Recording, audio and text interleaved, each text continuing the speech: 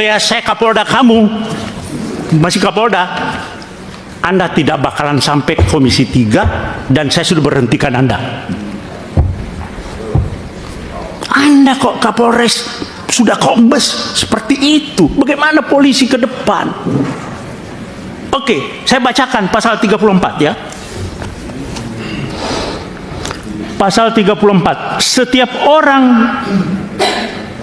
yang terpaksa melakukan perbuatan yang dilarang tidak dipidana jika perbuatan tersebut dilakukan karena pembelaan terhadap serangan atau ancaman serangan ketika yang melawan hukum terhadap diri atau terhadap diri sendiri atau orang lain.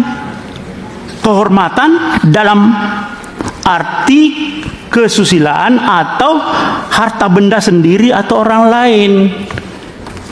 Oke, itu kalau Anda belum jelas, saya bacakan pasal 34 penjelasannya.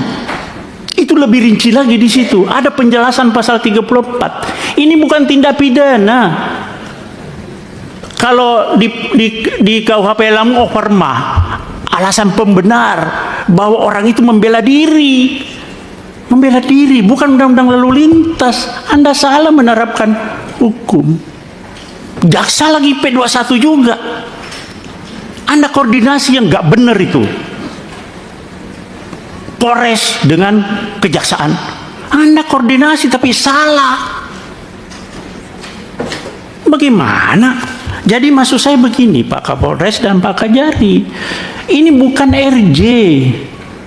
Bukan RJ.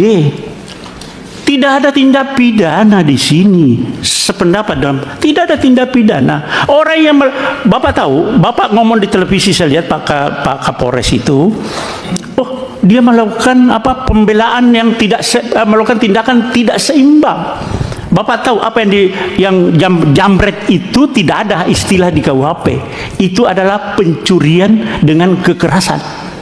Bukan 36, bukan pencurian biasa, bukan pencurian pemberatan, tapi pencurian dengan kekerasan. Curas itu Pak, curas itu begal. Menurut Bapak dan Ibu, apa yang saya bisa lakukan sementara sebenarnya saya punya kesempatan? Misalnya saya bawa mobil, dia bawa mobil, dia melakukan kejahatan, terus saya kejar, gitu kan? Atau dalam situasi bagaimana sebaiknya saya melindungi diri saya, atau saya punya kesempatan untuk membela diri tanpa saya juga tanpa mengabaikan keselamatan si penjahat.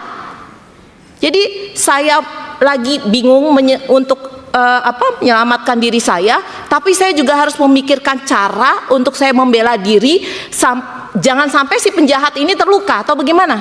Caranya bagaimana itu? Coba saya butuh saran. Nanti kalau saya kejar, dia misal pakai mobil, saya kejar nih, gitu kan?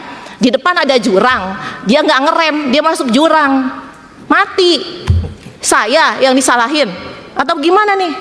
Nah itu saya butuh nih, saya butuh penjelasan dan penerangan seterang-terangnya supaya saya nggak salah dalam membela diri saya. Kalau saya dalam situasi kepepet atau ada penjahat atau apalah. Sebagai masyarakat hukum, saya butuh jawaban nih dari bapak-bapak dan ibu-ibu penegak hukum di sini. Karena luar biasa, bayangin aja, coba selama ini kami di Komisi 3 bagaimana caranya kita menegakkan sama-sama keadilan untuk masyarakat, apalagi untuk kawan-kawan kita Polri di sini. Ini izin Ketua, saya bacakan di sini. Ini nih banyak sekali akhirnya. Terima kasih Pak Polisi atau Polri, cita-cita aku dan kawan-kawanku untuk jadi penjamret profesional akhirnya tercapai.